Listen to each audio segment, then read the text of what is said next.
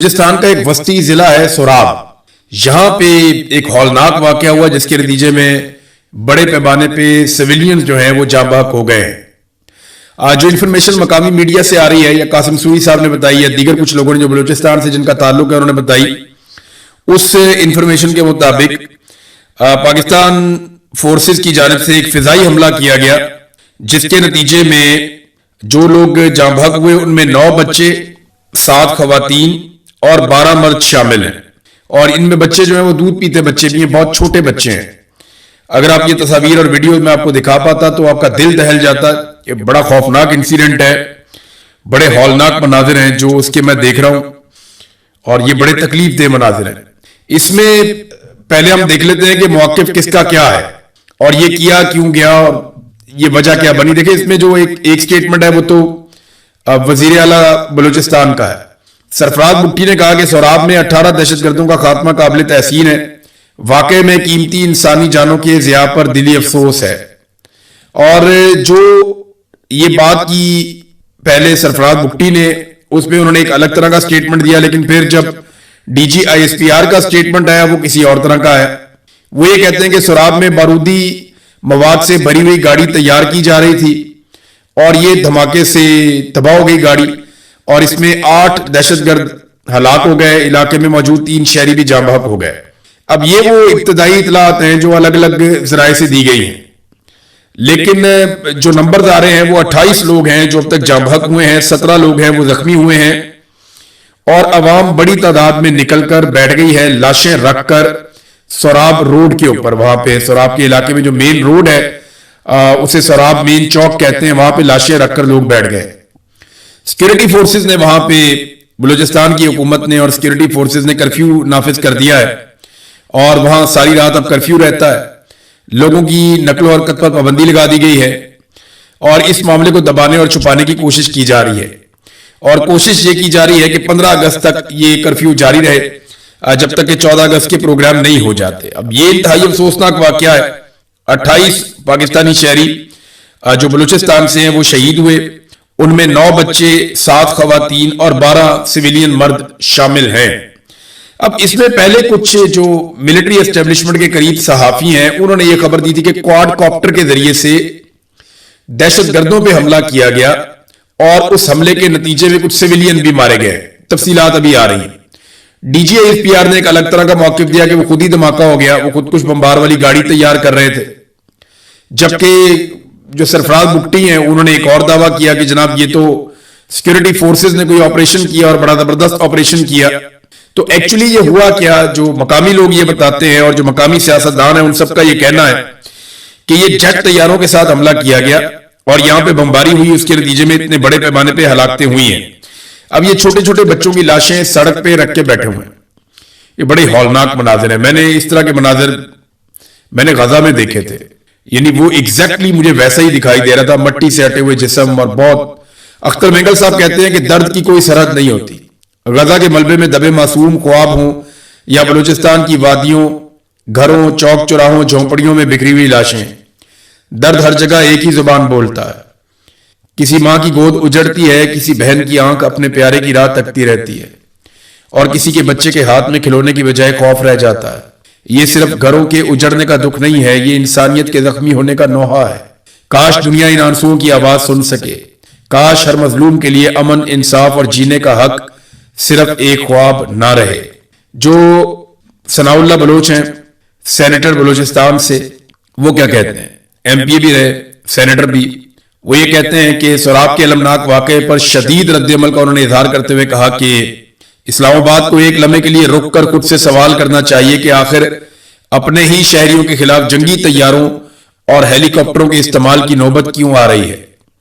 اب یہ وہاں کے ذمہ داران کہہ رہے ہیں، اہم ترین لوگ کہہ رہے ہیں کہ یہ فضائی حملہ کیا گیا جیٹ طیاروں یا ہیلی کاپٹروں سے، جس کے نتیجے میں سویلینز کی ہلاکتیں ہوئی ہیں. انہوں نے کہا ریاست اپنے ہی لوگوں سے مسلسل دست و گریبان رہنے کی بجائے اعتماد کا رشتہ قائم کرے اور چیک پوسٹوں، بندوقوں اور نگرانی پر انحصار کم کرے. سوراب واقعے کو کسی بیانیے کے ذریعے چھپانے کی بجائے اعلیٰ سطح پر تحقیقات کروائی جائیں اور حقائق عوام کے سامنے لائے جائیں. انہوں نے کہا کہ متاثرین کے زخموں پر نمک پاشی کی بجائے واقعے کی شفاف تحقیقات ضروری ہیں. یہ جناب ثناء اللہ بلوچ صاحب کا سٹیٹمنٹ ہے, یہ بھی میں نے آپ کے سامنے رکھ دیا. بلوچستان یکجہتی کمیٹی جو مہارنگ بلوچ ہیں جن کو جیل میں بند کیا ہوا ہے, ان کی جو پارٹی ہے یا بلوچستان یکجہتی کمیٹی ہے, وہ یہ کہتی ہے کہ بلوچ عوامی آبادیوں پر بمباری کرنا اور پھر شہید ہونے والوں کو دہشت گرد کہنا انتہائی شرمناک عمل ہے. غیر سنجیدہ بیانات سے اندازہ لگانا مشکل نہیں ہے کہ 4 سالہ معصوم بچوں کے جنازوں پر ریاستی اداروں کو ذرا برابر بھی افسوس نہیں ہے. سوراب گدر میں پیش آنے والا واقعہ روح کو جھنجھوڑ دینے والا واقعہ ہے. خون آلود کفن سڑک پر احتجاج کرنے پہنچے تو پورا ریاستی میڈیا بیانیاں گھڑنے کے لیے انہیں دہشت گرد قرار دے رہے. بچے تو دہشت گرد نہیں ہو سکتے نا, خواتین تو دہشت گرد نہیں ہو سکتی. ایک چھوٹا بچہ بہت معصوم جو صحیح طرح سے چلتا بھی نہیں ہے, وہ کیسے دہشت گرد ہو سکتا ہے؟ ایک اتنا چھوٹا بچہ جو کبھی اسکول بھی نہیں گیا, وہ کیسے دہشت گرد ہو سکتا ہے؟ ایک عورت جو اپنے گھر کے اندر رہتی ہے, چادر اور چار دیواری کے اندر رہتی ہے, اپنے گھر کے کام نمٹاتی ہے, بچوں کو پالتی ہے, وہ کیسے دہشت گرد ہو سکتی ہے؟ ایک عام آدمی جس کو اپنے بچوں کا پیٹ پالنے سے فرصت نہیں ہے, وہ کیسے دہشت گرد ہو سکتا ہے؟ پاکستان کا میڈیا اس کے اوپر ایک لفظ بولنے کو تیار نہیں ہے. ایک جملہ پاکستان کا میڈیا اس کے اوپر نہیں بول رہا, کوئی اس کے اوپر بات نہیں کر رہا. سوشل میڈیا بھی زیادہ اس کے اوپر بات نہیں کر رہا. میری آپ سب سے گزارش ہے, جتنے بھی ہمارے ڈیجیٹل میڈیا کے دوست ہیں وہ تمام اس واقعے کو رپورٹ کریں, سوشل میڈیا پہ اس کو زیادہ سے زیادہ اٹھائیں تاکہ آئندہ کے لیے ایسے قتل عام سے پہلے 10 دفعہ سوچا جائے. انتہائی افسوسناک واقعہ ہے. ملٹری اسٹیبلشمنٹ اور حکومت نے اس واقعے کو الگ الگ طرح سے بیان کیا, جس سے اس بات کو کلیئر کیا جا سکتا ہے کہ وہ کچھ چھپانے کی کوشش کر رہے ہیں. اور لوگ لاشیں سڑک پر رکھ کے بیٹھے ہیں تو وہاں پہ کرفیو لگا دیا گیا کہ وہاں پہ اب کوئی جائے گا ہی نہیں, ہم کسی کو وہاں پہ جانے ہی نہیں دیں گے. ناظرین, یہ آپ دیکھیں نا اسحاق ڈار کا سٹیٹمنٹ. ایک افسوسناک انسیڈنٹ ہوا بحیرہ احمر میں, جس کو ریڈ سی کہتے ہیں آپ, جہاں پہ حوثی حملہ کر دیتے ہیں ان بحری جہازوں کے اوپر جو سعودی عرب سے نکلتے ہیں. تو اسحاق ڈار اس کے بارے میں کہتے ہیں کہ بڑی تشویش ہے مجھے اس حملے پہ. معلومات کے مطابق 3 پاکستانی شہری اپنی جانوں سے ہاتھ دھو بیٹھے ہیں جبکہ ایک زخمی ہوا ہے. ہم غمزدہ خاندانوں سے دلی تعزیت کرتے ہیں. اور وہ کہتے ہیں پاکستان غیر جنگجو تجارتی جہاز پر حوثی حملے کی شدید مذمت کرتا ہے, بے گناہ انسانوں کی زندگیوں کو خطرے میں ڈالتے ہیں. دیکھیں, حوثیوں سے اب پاکستان نے لڑائی کرنی ہے, یہ ہم سب جانتے ہیں. وہ اس لیے کہ سعودی عرب کی حوثیوں کے ساتھ لڑائی ہے اور پاکستان کا سعودی عرب کے ساتھ دفاعی معاہدہ ہے, اور حوثیوں کو دہشت گرد کہا جاتا ہے, لہذا حوثیوں کے ساتھ تو اب لڑائی کرنی ہے پاکستان کو, یہ ہم سب کو آئیڈیا ہے. تو وہاں اسحاق ڈار صاحب کو نظر آ گیا, پاکستان کے وزیر خارجہ کو, کہ وہاں 3 پاکستانی شہید ہوئے, لیکن یہ جو 28 پاکستانی جاں بحق ہوئے جن میں بچے اور خواتین بھی ہیں, یہ ان کو نظر نہیں آیا, کیونکہ یہاں پہ جو ہتھیار استعمال کیا وہ پاکستان کی سیکیورٹی فورسز نے کیا, کسی اور نے نہیں کیا. B N P Akhtar Mengal صاحب کی جو پارٹی ہے اس نے 16 تاریخ کو پورے بلوچستان میں ہڑتال کا اعلان کیا اس واقعے کے خلاف, جبکہ بی وائی سی نے, بلوچستان یکجہتی کمیٹی نے آج کے دن میں احتجاج کا اور بلوچستان کے اندر بھرپور احتجاج کا انہوں نے اعلان کیا. اب ناظرین, یہ ہے وہ افسوسناک خبر جو میں نے آپ کے ساتھ شیئر کر دی بلوچستان سے. آج کا دن ویسے بھی بڑا امپورٹنٹ ہے, وہ اس لیے اہم ہے آج کا دن کہ عمران خان صاحب کی ملاقات کے لیے آج سہیل آفریدی نے اور پارلیمنٹیرینز نے سب نے جو فیصلہ کیا وہ یہ تھا کہ سارے کے سارے آج جائیں گے عمران خان صاحب سے ملاقات کے لیے اور ان سے ملاقات کی کوشش کریں گے. اور اگر عمران خان صاحب سے ملاقات نہیں کروائی جاتی تو اس کے بعد پھر وہاں پہ وہ مزاحمت کریں گے. اور جو اعلان کیا تھا وہ یہ کیا تھا کہ پورے پاکستان کو پھر ہم بند کریں گے رات کے وقت, اور پاکستان کے ہر چوک میں احتجاج کیا جائے گا, ہر چوک میں ڈی چوک بنایا جائے گا. اب دیکھتے ہیں کہ پاکستان تحریک انصاف کو آج ملاقات کی اجازت دی جاتی ہے یا نہیں, اور اگر اجازت دی جاتی ہے تو جیل سے کیا خبر نکلتی ہے. اگر اجازت نہیں دی جاتی تو کیا اپنے وعدے کے مطابق پاکستان تحریک انصاف رات کو پورا زور لگا کے پاکستان بھر کے اندر احتجاجی ایک حکمت عملی اپنا سکتی ہے؟ یہ چیزیں بھی ہمیں بھی نظر آ جائیں گی تھوڑی دیر میں. جو نام دیے گئے ملاقات کے لیے اس میں پہلا نام ہے سہیل آفریدی کا, دوسرا شاہد کھٹک کا, تیسرا مینا خان کا, چوتھا نام ہے شفیع جان کا, پانچواں شفقت ایاز کا, اور چھٹا نام ہے عبدالسلام آفریدی کا. یہ ناظرین 6 نام دیے گئے ہیں کیونکہ عدالت کا حکم تھا کہ 6 لوگ مل سکیں گے عمران خان صاحب کو ہر جمعرات کو. تو یہ 6 نام دے دیے گئے ہیں جو عمران خان صاحب سے ملنے کے لیے جائیں گے. ایک اور اعلان کیا سہیل آفریدی نے جو بڑا امپورٹنٹ ہے میری نظر میں, وہ اعلان انہوں نے یہ کیا کہ اب تک جو لوگ اکٹھے ہوئے ہیں عمران خان رہائی امن فورس کے پلیٹ فارم پہ, جو نوجوانوں نے اپنی رجسٹریشن کروائی ہے, اب تک 5,30,000 نوجوان اس کے اندر شامل ہو گئے ہیں عمران خان رہائی امن فورس میں۔ اگر تو اس میں 5,30,000 نوجوان شامل ہو گئے ہیں تو یہ تو تعداد ٹھیک طریقے سے بڑھ رہی ہے، کیونکہ کچھ دنوں پہلے تک بتایا گیا تھا کہ 60,000 نوجوان ہیں۔ اب اگر ہفتے ڈیڑھ کے بعد یہ 5,30,000 ہے تو پھر تو امید کی جا سکتی ہے کہ 27 سپتمبر آنے تک ان کی تعداد 20-25 لاکھ تک بھی ہو سکتی ہے۔ اور اتنے بڑے پیمانے پہ اگر نوجوان رجسٹرڈ ہو جاتے ہیں اور پھر وہ نکلتے ہیں باری باری احتجاج کرنے کے لیے اور وہ ایک آرگنائز طریقے سے چلتے ہیں تو پھر تو ملٹری اسٹیبلشمنٹ کے لیے مصیبت کھڑی ہو گئی۔ دیکھیں آزاد کشمیر میں جو لوگ ہیں ان کی تعداد کو بہت بڑی نہیں ہے، یعنی ان کی ویسے ہی آبادی بہت کم ہے، 45 لاکھ کی ٹوٹل آبادی ہے، اس میں سے بھی صرف ایک علاقے کے لوگ ہیں مختلف ایریاز سے آ کے، وہ ایک جگہ پہ 10-15 ہزار لوگ ہیں، ایک جگہ پہ 20,000 لوگ ہیں، وہ جو الگ الگ جگہوں پہ وہ احتجاج کرتے ہیں، تو وہ ٹوٹل 50-60 ہزار لوگوں نے مصیبت ڈالی ہوئی ہے۔ زیادہ ہوتے ہیں تو وہ بہت بڑی تعداد میں بھی ہو جاتے ہیں، لیکن جب وہ کم ہوتے ہیں تو پھر بھی وہ 20-25 ہزار لوگ تو رہتے ہیں، 10 ہزار تو رہتے ہی ہیں ایک آدھی جگہ پہ، تو انہوں نے مصیبت ڈالی ہوئی۔ اگر پاکستان تحریک انصاف واقعی میں لاکھوں نوجوان اکٹھے کر پائے تو اسٹیبلشمنٹ کے لیے واقعی ہی مصیبت بن جائے گی جس سے نکلنا ان کے لیے مشکل ہوگا۔ بلوچستان کی ناظرین ہم بات کر رہے تھے نا، یہ دیکھیں ایک اور خبر بلوچستان سے، یہ خبر دیکھیں آپ اپنا سر پیٹیں گے کہ یہ کیا ہو رہا ہے بلوچستان میں۔ یہ دیکھیں آپ، یہ ایک بزرگ ہیں، یہ آپ کو نظر آئیں گے اس تصویر میں، یہ دیکھیں ان کو لوگ ہاتھ میں لا رہے ہیں، چھوٹی سی ویڈیو ہے یہ ذرا دیکھ لیں آپ۔ ان کی عمر 70 سال ہے، یہ گورنر ہے بلوچستان کے شیخ جعفر خان مندوخیل۔ شیخ جعفر خان مندوخیل صاحب جو ہیں یہ 70 سال ان کی عمر ہے، بلوچستان کے یہ گورنر ہے، اور اقوام متحدہ میں ایک کانفرنس ہو رہی ہے جس کانفرنس کا نام ہے یوتھ اینڈ آرٹیفیشل انٹیلیجنس سمٹ 2026، یعنی 2026 کا جو سمٹ ہو رہا ہے نوجوانوں اور آرٹیفیشل انٹیلیجنس کے اوپر، اس میں پاکستان کی نمائندگی کے لیے اقوام متحدہ میں بھجوایا گیا کسے؟ 70 سالہ گورنر بلوچستان کو۔ ہے نا مزے کی بات؟ پورے پاکستان میں کوئی نوجوان نہیں ملا جو یوتھ اور آرٹیفیشل انٹیلیجنس کے حوالے سے اقوام متحدہ میں جا کر نمائندگی کرتا پاکستان کی۔ جو پروگرام ہے وہ یوتھ کا ہے اور 70 سالہ بابا جی گئے ہوئے گورنر صاحب، کیونکہ انہیں سیر کرانا مقصد تھا۔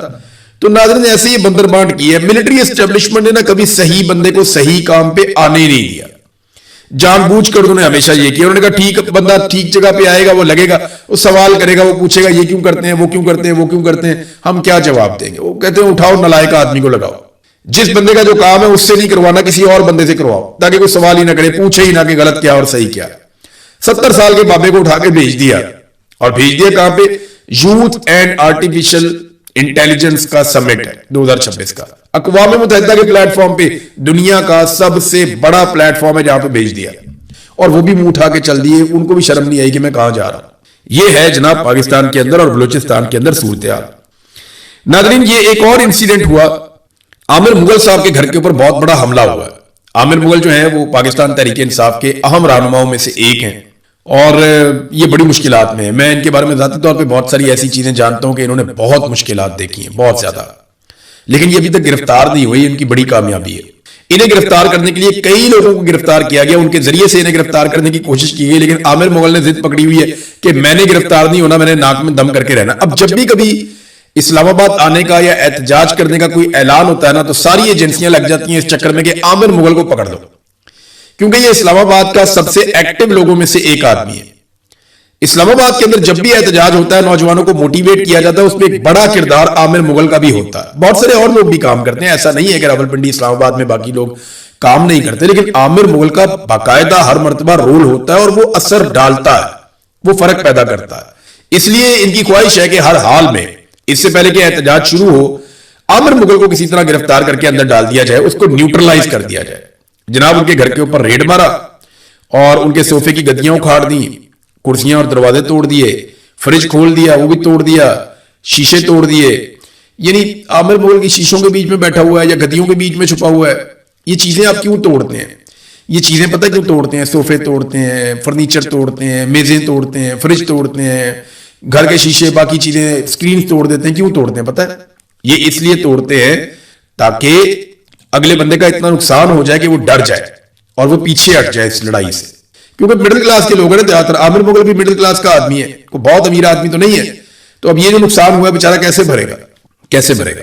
عام آدمی کو چیزیں بنانے میں بہت لمبا عرصہ لگ جاتا ہے، आमिर मुगल ने खुद बताया कि कोई लेडी एहलकार नहीं थी, चादर और चार दीवारी का तकद्दुस पामाल किया गया, तोड़ फोड़ किया गया, हमारे उसके घर में जो कुत्ते हैं उनको डंडों से मारा गया और 2-3 फायर भी किए गए कुत्तों को चुप करवाने के लिए, उनको डराने के लिए। फिर खौल उठा के साथ ले गए, डीवीआर उतार के साथ ले गए, आमिर मुगल को गालियां देते रहे और कत्ल करने की फैमिली के सामने धमकियां देते रहे, संगीन नताइज की धमकियां देते रहे, मोबाइल फोन भी साथ ले गए, मोटरसाइकिलें 2 घर में खड़ी थी वो भी चोरी करके साथ ले गए।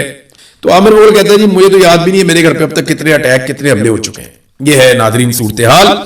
और ये आपको पता है ना, पंजाब में हो या इस्लामाबाद में हो, फस्तायत इसी तरह अपने उरूज के ऊपर है, उन्हें कोई फर्क नहीं पड़ता कि पाकिस्तानी उनके बारे में क्या सोचते हैं। नाजरीन ये मोहम्मद हुसैन के बारे में जो खबर मैंने आपको दी थी ना, वो जो नौजवान कत्ल हो गया जिसके बारे में ये इल्जाम लगाया गया कि ये मुबैना तौर पे GHQ में दाखिल होकर वहां पे PTI का झंडा लहराना चाहता था और वहां पे ये कोई पिस्तौल लेकर घुस गया था और ये चाह रहा था कि ये कत्लेआम कर दे और जाके PTI का झंडा GHQ में लहरा दे, यानी इल्जाम तो इसी किस्म के हैं उसके ऊपर। उसके बारे में मैंने आपको शुरू में एक बात बताई थी, सबसे पहले बहुत सारे लोग कह रहे थे कि ये कैसे हो सकता है। मैंने आपको कहा था ना कि वो ज़हनी तौर पे एक मरीज आदमी है, नॉर्मल नहीं है। अब ये BBC ने भी खबर दी है, उन्होंने भी तस्दीक की और आहिस्ता आहिस्ता बाकी लोग भी तस्दीक कर रहे हैं कि ना सिर्फ वो नफ्सियाती मर्ज का शिकार था बल्कि 3-4 साल से बहुत दबाव में था, बड़ी परेशानी में था और वो दवाइयां भी इस्तेमाल कर रहा था। उसकी दवाइयों की तफसीलात भी आ चुकी हैं, जबकि उसकी फैमिली ने कहा कि वो हर तरह का ताउन करेंगे, इस मामले की मुकम्मल तहकीकात करवाई जाए। पाकिस्तान तहरीक इंसाफ ने भी कहा कि इसकी तहकीकात करवाएं। अब नाजरीन मईशत के ऊपर बहुत सारी